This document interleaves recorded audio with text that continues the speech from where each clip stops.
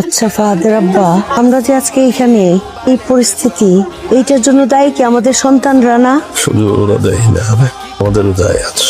আমরা ওদের সেন্টিমেন্ট বুঝতে পারিনি। ধরো ফাহাদ বিয়ে করতে চেয়েছিল, আমি যদি রাজি হয়ে যেতাম, ওকে যদি বাসা থেকে বের করে না দিতাম, তাহলে হয়তো পরিস্থিতিটা অন্যরকম হতো। হ্যাঁ, স্বামীর বেকার ছেলে মেয়ের এন্ডে বিয়ে করে নিয়ে আসলো। আমি অতটা কঠোর, অতটা নিষ্ঠুর না হইলেও পারতাম, ওদের সাথে মোটামুটি একটা সুন্দর আচরণ করলেও পারতাম।